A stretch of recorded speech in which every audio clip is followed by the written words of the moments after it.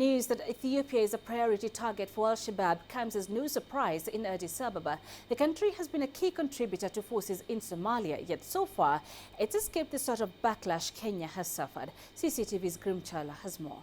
We know there have been attempts here.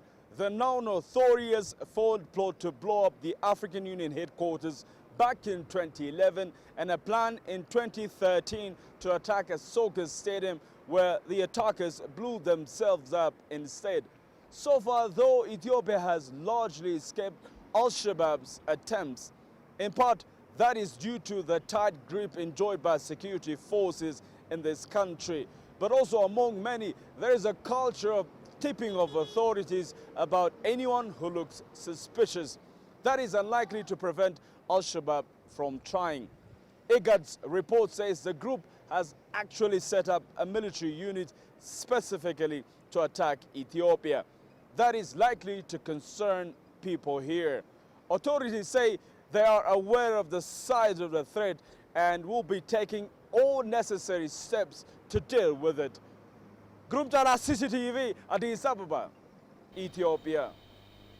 Let's discuss this further with CCTV's Abdulaziz Bilo, who's live for us in Somalia's capital, Mogadishu.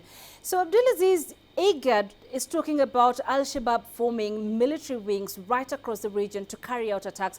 Do we know more about these branches? Well, Beatrice, Penina, sorry, the report by the Intergovernmental Authority on Development, IGAD, they are the Transnational Security Threat. That's the title of the report, exposes the Al-Shabaab activities within regions, the East African region in particular, in areas outside Somalia. Now, these Al-Shabaab branches that are mandated to carry out attacks within Somalia and beyond, some of them have been in existence for almost 5 years now. Now, some of those branches, one of them in particular is called Jaish al-Ayman. Now, Jaish al-Ayman is supposed is the branch of the Al-Shabaab that is supposed to carry out attacks in the neighboring Kenya, Uganda and Tanzania. Now, many will wonder why the militant group will form an organization to attack Tanzania, considering the fact that it has no African Union presence here. The African Union forces presence here, it does not have troops here. So that is leaving many analysts here wondering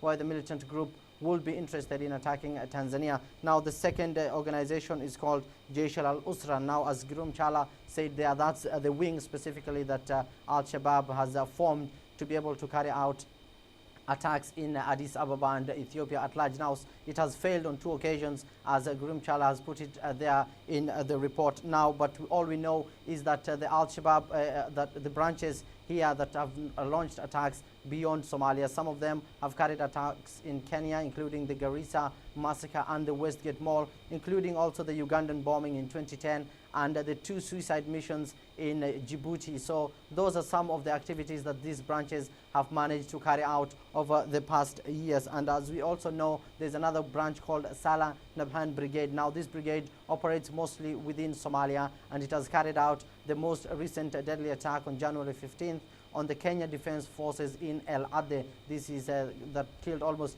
100 soldiers. So those are some of the activities of the Al-Shabaab brigades and the branches that IGAD put out in the report. And Somali authorities indeed are saying that the report sheds more light on what they've been saying time and over again, that Al-Shabaab is a transnational security threat.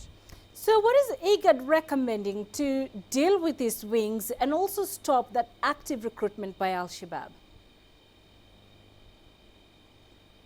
Well, Penina, authorities here in Somalia are saying that the report by IGAD is indeed timely and sheds more light on what they've been saying time and over again. Now, IGAD in the report recommends that there's a need for a good working relation and a good communication and in terms of intelligence gathering between neighboring countries with Somalia. In this case, maybe the forces, the countries that have forces here in Somalia, in particularly Kenya and Ethiopia, that share a long and porous border with Somalia. Now, intelligence gathering is also important, according to IGAD, among the troop contributing countries here for AMISOM. Now, the AMISOM forces also are supposed to jointly collaborate with the intelligence forces in Somalia and Somali authorities to be able to stem out the Al-Shabaab threat here at home. Now, some of the recommendation of IGAD is that the Al-Shabaab threat needs to be eradicated here at home in Somalia before the sleeper cells could be able to attack regions outside Somalia. Now, as we know that the Al-Shabaab has been recruiting quite a number of